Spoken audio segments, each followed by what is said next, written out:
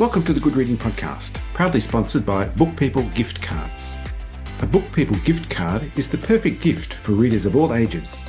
Simply order your gift card online at bookpeoplegiftcards.org.au. Redeem in any one of over 500 bookshops across Australia. Visit bookpeoplegiftcards.org.au. Badakhshan Province. Laura Jones had never felt so scared in her life. When the bandits had first appeared around them, it hadn't felt real. It was a dream, a bad dream, as if it was happening to someone else. She'd been shocked into silence, too terrified to scream. She couldn't have run if she'd tried. In the initial moments of capture, Laura had discovered what it truly meant to be petrified. She'd been terrified into total stillness.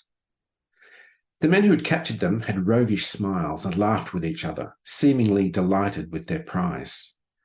Laura had expected the worst, and she'd almost cried with relief when she wasn't pulled from her mule and raped. It was a terrible fear in her mind, but so far the kidnappers had treated her and the other women with dignity, at least as much dignity as it was possible to have when another human being has enslaved you. "Everything will be all right," Tasneem told Laura, as their mules were pushed close together in a narrow mountain pass. "If they wanted to hurt us, they would have done it already. If they don't want to hurt us, then why are they armed?" "Everyone is armed here. It's a dangerous place." "We weren't armed," Laura replied, feeling foolish. "We should have had guards." "We have God," Tasneem said, as though that settled the matter. She was the most religious of the four women. Laura had never considered herself a religious person, but she'd prayed more in the past few hours than she'd done in the 3 decades of her life. "What will they do to us?" "That," Tasneem said, "we'll have to wait to find out. Until then, drink when you can, eat when you can, and sleep when you can. When the time comes, we must be ready." Andy McNab is an author who draws on his experience as a member of 22nd SAS Regiment. Andy's written a number of non-fiction bestsellers, including Bravo 20, the biggest-selling British work of military history. Today, I'm talking to Andy McNab about his latest book, The Rescue, the true story of the SAS mission to save hostages from the Taliban. Andy, welcome to the Good Reading Podcast. Thank you. We've all witnessed the recent chaotic withdrawal of US troops from that long and intractable war in Afghanistan. But what was the state of the war in which your story is set?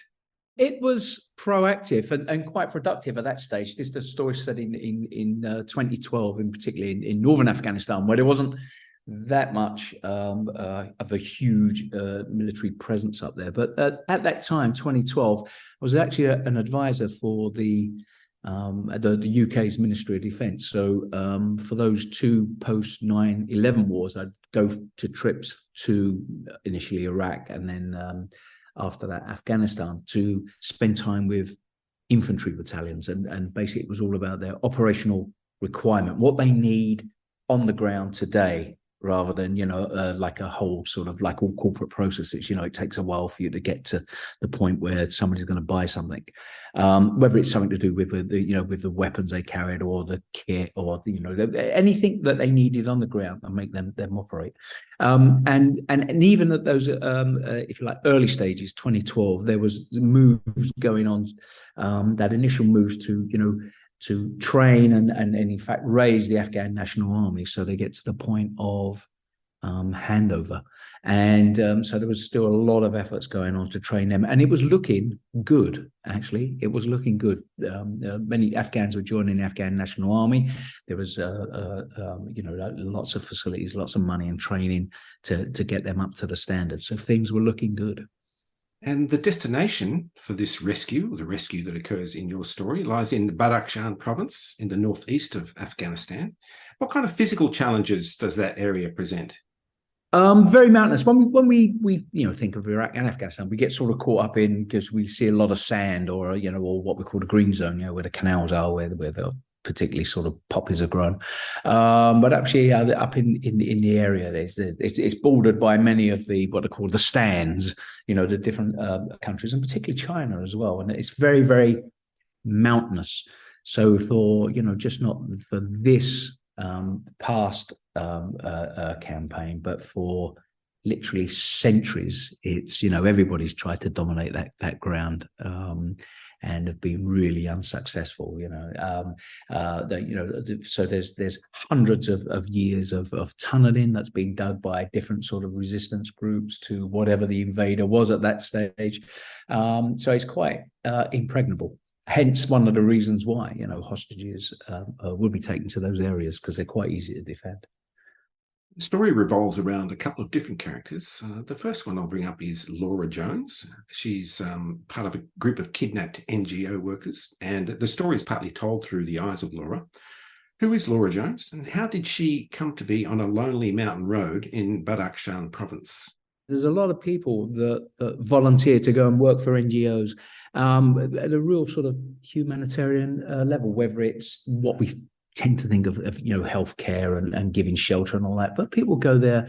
In fact, in many conflict zones, it'd be happening now in Gaza. People volunteer to go to actually help, particularly in these NGOs areas, of women and children. So it's not only healthcare, it's education. So there's many people that volunteer, and certainly from a military point of view, there's sort of two schools of thought. First of all is the school of thought of, what they're doing. They're mad, because what they're doing when they do get kidnapped, they put the lives of the military in danger, because they've got to try and get them. And there's the other school of thought that actually, they are a bit crazy, but actually people quite admire them for actually risking their lives to, in effect, do a good thing. And I found out, certainly as a young man, and sort of going through the military system, initially I had both of those feelings. Initially I was thought, well, all they're doing is they're digging their nose into something that has nothing to do with them. And then as you get older and you actually see the work they do, you think, well, actually you quite admire them. Well, she's one person at risk, but there's, as you say, a whole group of other people. And we follow the career and the part played in the rescue by Sergeant Harry Allen. Allen comes across as a very driven character. The Scotsman lived and breathed soldiering, I think is how he's described. Is he the kind of man who'll do anything for the sake of this mission? Yeah, it's an amalgam of a couple of the sort of patrol commanders were on it, and I think it's through the media, sort of films and TV shows and stuff that we see these hard, sort of dedicated, push through characters. They're not the vast majority, but they exist. And for every sort of, certainly special forces organizations, wherever you come from, whatever country, the most important thing is when you're on a job. They're called jobs rather than missions. It's sort of just calm everything down. When you're on a job, the only important thing is the mission statement. And everything you do on your planning preparation, everything you do on the ground is to achieve that mission statement.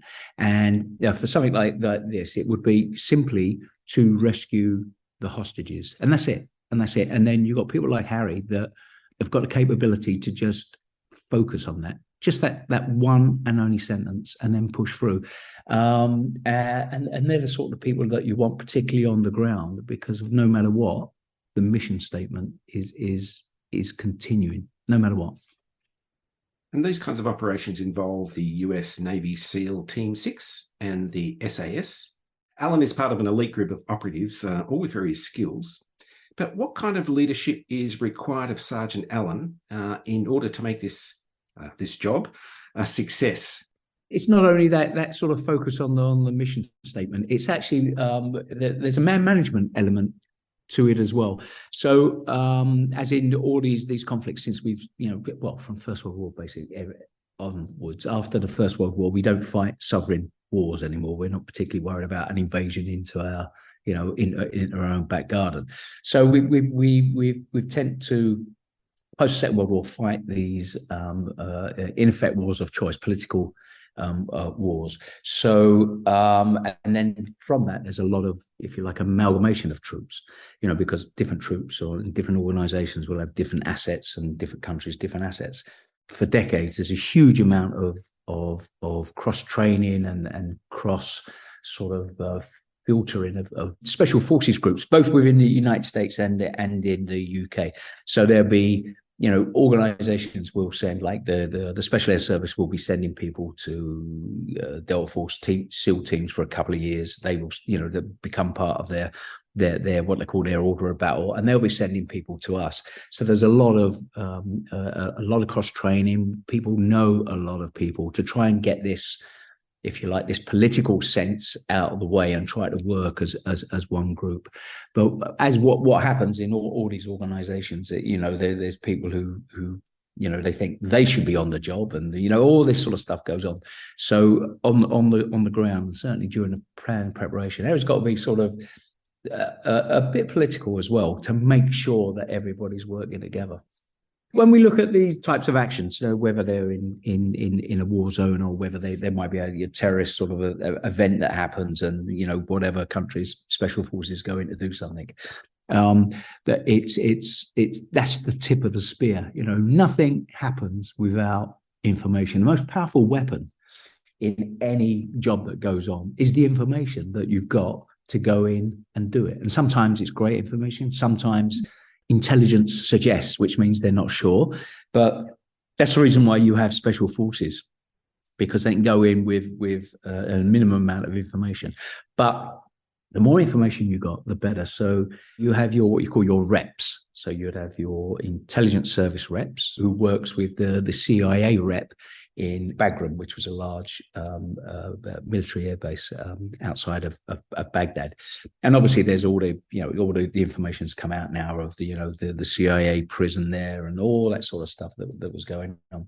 But from there, they're getting the information, and that starts to move out to collate more information to sort of drone operators who operate these aircraft over Afghanistan, just outside of Las Vegas. They literally do a shift. They go in, they sit on a gaming chair, what kids use to play games, and they're operating these aircraft for surveillance and attack from Las Vegas. You've got a lot of intelligence that's grown on the ground, because not all Afghanistans were against the NATO forces. So there's this collation of information, and once that happens, it's then how this is what's going on. So what assets do we need? Of course we need SF to be on the ground, but then we need constant surveillance. We need air cover. We need air cover for the helicopters that are going to get the teams into the ground. We need air cover once they're on the ground to make sure they can carry out their mission, the mission statement that was talking about. So you've got this huge array of assets, air assets, ground assets, information assets, whether it's technical information or whether it's human information, all coming in, and you're trying to make sense of it, and how best to use it. And there's a parallel story. Umid is a young Afghani man who initially goes to work for a local warlord.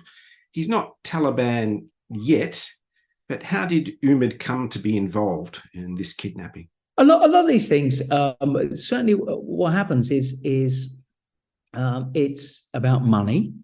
It's about a certain amount of status.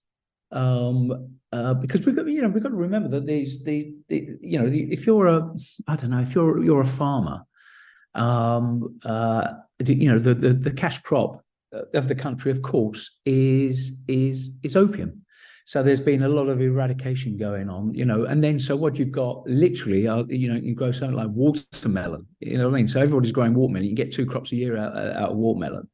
But so much of it, there's no money because nobody's buying sort of watermelon. So the only way that money for the family can be made is, there's a number of ways. You can join the Taliban, or you can join the Afghan National Army, or you just become like a bandit and a militant and try and make money, between those two organizations. And literally, you can go into some of these compounds like a big farm sort of complexes, where lots of families live. And they'll have some of their sons in the Afghan National Army. They'll have some of them in the Taliban because they're hedging their bets. And the Taliban have got to stop fighting in the summertime because they've got to go back and start tending to the crops. And then so we had fighting seasons in Afghanistan because of the economic pressures these people have got. Your previous book, The Hunt, was the story of the hunt for a Taliban warlord, a clearly identified target. But the job in the rescue is recovery of hostages. Now, that means many or more potential complications, more things can go wrong. What kind of mindset needs to be built around rescue rather than hunt? It's quite interesting. Everybody is, whether you're the hostage takers or the hostage, from planning and preparation onwards, the mission statement to rescue the hostages. And that's always said twice, by the way, in the orders format. So it's very, very clear. It's very, very clear. And even to the air crews, it's exactly the same mission statement that's given. But what happens when you're on the ground? They have to be treated like everyone else. Because you have certainly hostages that sometimes will, the sense of relief that they'll get in there, there's an attempt to rescue them. Actually, they can hamper the rescue, because what they want to do is a bit like somebody drowning, where somebody lifeguard swims out. Basically, they want to grab hold of them and sort of for support, where the lifeguard's got to grip them to actually to save them. So sometimes they literally get in the way of you rescuing them. So that so you have to be quite harsh with them anyway, and quite violent to keep them safe, quite frankly. And then when they are brought out with any surviving sort of hostage takers, they're treated exactly the same as the survivors, because you have no guarantee what they're going to do. Whether they're doing it out of sheer fear, whether they're doing it out of the fact is, do you know what? Well, I support what the hostage takers are doing. It's a really strange sort of situation, because it's quite something unique certainly for the hostages to go through. So you can't really guarantee what they're going to do. So they have to be quite gripped. So when you think about the situation, it's not as if these people at that time will be getting a cuddle. They'll be treated like everybody else. So when you go in, you're looking at the situation in front of you, rather than worrying about the hostages. And the reason for that is that actually once when things go what we call go noisy, once it starts going noisy, there is if you like, the three tenets is speed, surprise, and violence of action. Sometimes that happens to the hostages as well, to keep them safe. It's quite a brutal existence, but the fact is that chances are they'll be dead anyway in a few days. Well, Andy, it's a great story, and I think it's as close as many of us will come to that experience. But I want to thank you for joining me on the Good Reading Podcast. Thank you.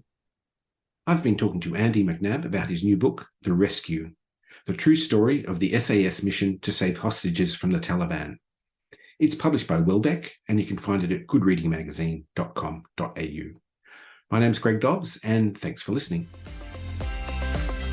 This Good Reading Podcast was brought to you by Book People Gift Cards. Share the joy of reading with a Book People gift card. To find out more, visit bookpeoplegiftcards.org.au.